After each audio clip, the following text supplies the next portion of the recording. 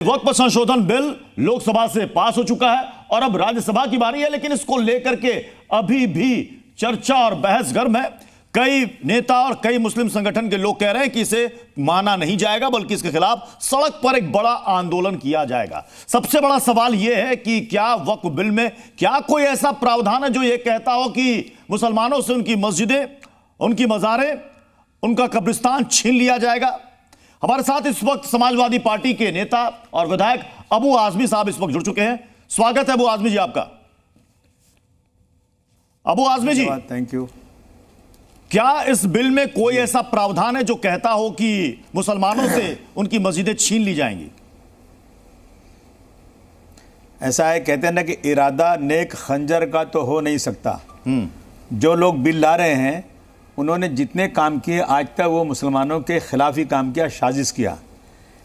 आज तक किसी इतने 1947 से 2014 के पहले कभी भी सीए एनआरसी ला करके मुसलमानों के सर्टिफिकेट को चेक करने का कोई कानून नहीं था, लेकिन इन्होंने लाया और मुसलमानों को तकलीफ देना शुरू किया। बाबरी, अब बताइए, ये जो है आज जो है हज का सब्सिडी ख़त्म कर दिया। गरीब मुसलमान को थोड़ा कुछ फ़ायदा होता था, वो भी आपको मंजूर नहीं। इन्होंने ही, यही सरकार जो है हर मस्जिद के नीचे मंदिर ढूंढ रही है। यही सरकार है, मंदिर भर जाएगी तो लोग बाहर पूजा कर सकते हैं, लेकिन अगर मस्जिद भर जाएगी तो मुसलमान बाहर नमाज नहीं पढ़ सकता। इन्होंने बिल लाया है। इस बिल में साजिश है। मुसलमानों की ज़मीनें जो उनके पुरखों ने मस्जिदों के लिए, अनाथ आश्रम के लिए, कब्रिस्तानों के लिए, इन कामों के लिए जो दिया है, अपनी जमीन को सरकार ने नहीं दिया है। इन जमीनों पर कब्जा करने की नीति है। मेरा कहना है आपने कहा कि मुसलमानों की जो जमीनें उनके पूर्वजों ने दान दी है, वक्फ की है, उनको सरकार हड़पना चाहती है। ये देखिए, मेरे हाथ में उस बिल की एक कॉपी है और इसमें शुरुआत में अगर आप देखेंगे पेज नंबर 838, इसमें साफ साफ लिखा है कि यह अधिनियम 2025 के प्रारंभ पर या उससे पूर्व उपयोगकर्ता द्वारा वक्फ के रूप में रजिस्ट्रीकृत यानी कि पंजीकृत संपत्तियों के उपकर्ता द्वारा विद्यमान वक्फ इसके वक्फ संपत्ति के रूप में बना रहेगा। यानी कि पूर्व में वक्फ की जो संपत्तियां रजिस्टर्ड हैं, पंजीकृत हैं, उनमें कुछ भी नहीं होगा। तो फिर यह हाय तौबा क्यों कि साहब आपसे सब छीन लिया जाएगा? कहां इसमें लिखा है कि छीन लिया जाएगा? यह तो बिल आगे की बात कर रहा है। संविधान में लिखा हुआ है, संविधान में लिखा हुआ है कि इस देश में रहने वाले हर व्यक्ति को बराबर का हक है। हमें कहाँ हक मिल रहा है? संविधान में तो लिखा हुआ है। संविधान में लिखा हुआ है कि एक तरफ अगर 1 लाख लोग हों और झूठे हो, गलत हो, एक तरफ एक गरीब आदमी हो, गरीब आदमी सच्चा हो, तो उसके फेवर में फैसला होगा, 1 लाख लोगों के खिलाफ फैसला होगा।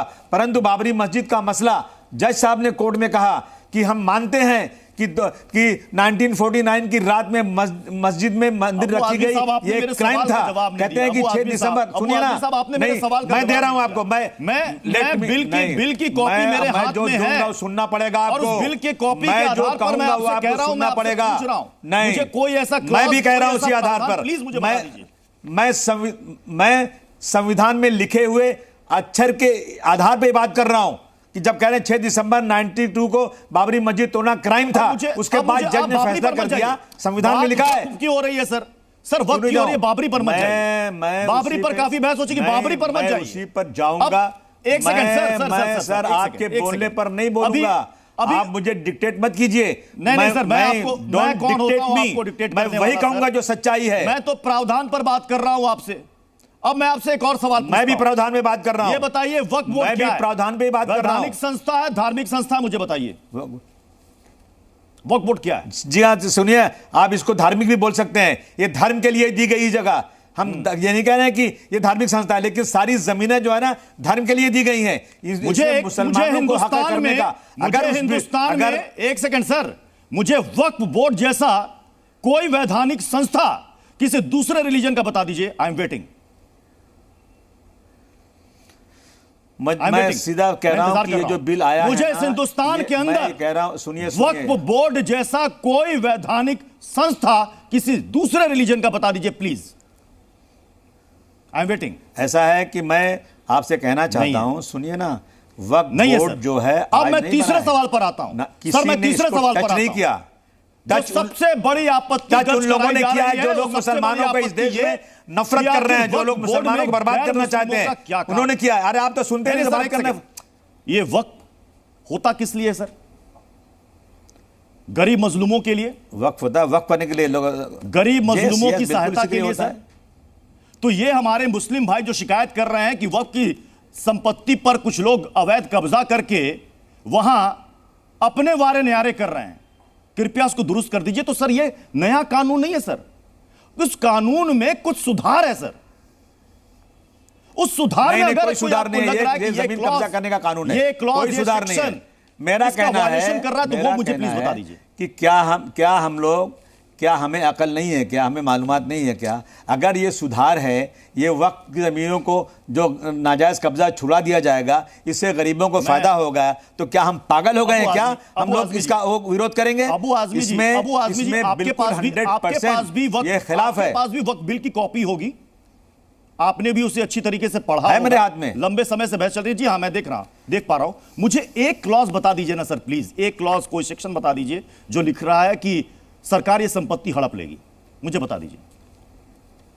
मैं आपसे पूछ रहा हूं, मैं क्लास अभी आपको नहीं बताऊंगा, बहुत ज्यादा मैंने इतना पढ़ा नहीं है, लेकिन मैं आपको एक बात बता रहा हूं कि जो तो जब आपने पूरा ज्यादा नहीं पढ़ा है तो सर सड़क पर उतरकर आंदोलन की बात क्यों कर रहे हैं सर? बात क्या हमारे वकीलों ने पढ़ा? हम क्या जबरदस्ती सड़क पर उतरने की बात कर रहे हैं? क्या पागल हो गए हम लोग? अगर ये वक्फ के फेवर में होती, मुसलमानों के फेवर में होती, तो क्या हम लोग जबरदस्ती सड़क पर उतरते? क्या हमारे को कॉन्फिडेंस में नहीं लिया गया और इसकी क्लासेस हमें मंजूर नहीं है, इसलिए हम इसकी मुखालफत कर रहे हैं। आप कह रहे हैं मुझे वक्त चाहिए पढ़ने के लिए, तो आपने जब बिल को खुद पूरा नहीं पढ़ा है, भाई साहब, आप कह रहे हैं कि मुसलमान सड़क पर उतर जाएगा। इंडिविजुअल आप कई हमारे भोले भाले मुस्लिम भाइयों को पता भी नहीं होगा। मैं आपसे कहना चाहता हूं, कह दिया कि साहब ये इस्लाम के खिलाफ है, मुसलमानों के खिलाफ है, तो वो मान लेंगे किसी की बात? नहीं मानेंगे सर। सर आप 100% मान लेंगे। सरकार जो है ना, इस सरकार की नीयत ही खराब है। जश्न मना रहे हैं, इस सरकार की नीयत ही खराब है। कौन? आप ही के मुंबई से तस्वीर आ रही है सर। कौन मीठा कर रहा है? तस्वीर आ रही है, मुस्लिम भाई जश्न मना रहे हैं कि कम से कम अब बोर्ड एटलीस्ट कम से कम गरीब मजलूमों के काम तो आएगा। तलवे चाटने वाले होंगे। अच्छा, गरीब मजलूम काम आएगा? क्या काम आएगा गरीब मजलूमों के? ये सरकार कोई एक ऐसा काम नहीं करती है जिससे गरीब मजलूमों को कुछ फायदा हो जाए।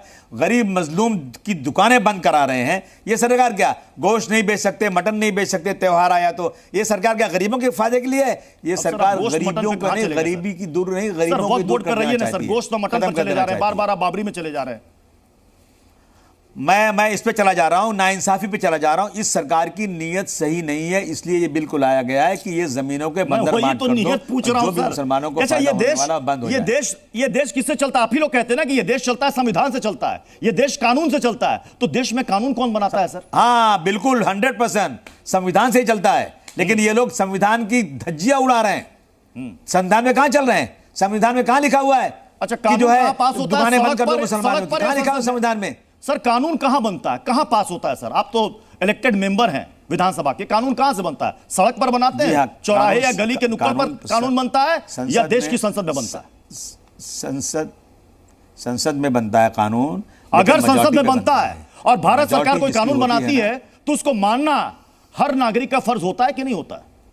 अगर आपको कोई आपत्ति, आपके पास ऑप्शन है, बिल्कुल गलत। चले जाइए ना सर, जब जाइए कोर्ट। जब मेजॉरिटी के बेस पर कोई कानून पास कर दिया जाता है, माइनॉरिटी है, माइनॉरिटी में हम पार्लियामेंट में भी है, असेंबली में भी हैं, और माइनॉरिटी के साथ नाइंसाफी होती है, मेजॉरिटी के बेस पर अपने अहंकार में पास कर दिया जाता है, तो लोग आंदोलन करते हैं और कोर्ट जाते हैं। वो हम करेंगे। तो अब आगे आप क्या कीजिएगा? सड़क पर आंदोलन कीजिएगा? एक मौलाना साहब बयान दे रहे हैं कि पूरे देश भर में हम एक नहीं न जाने कितने शाहीन बाग बना देंगे।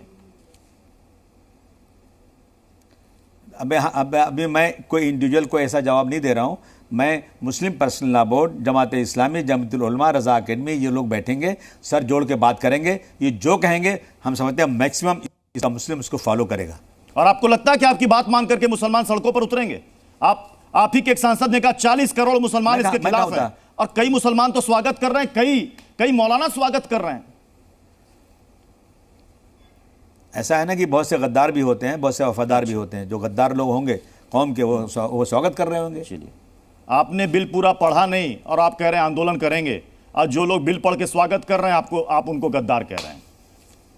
वाह अबू आजमी साहब। नहीं नहीं, बिल पढ़ के स्वागत नहीं कर रहे हैं, वो दलाली कर रहे हैं, वो दलाली कर रहे हैं, स्वागत नहीं कर रहे हैं। कहीं वो बात तो नहीं होगी, आप कह रहे हैं कि बिल को छोड़िए, हम नियत की बात कर रहे हैं।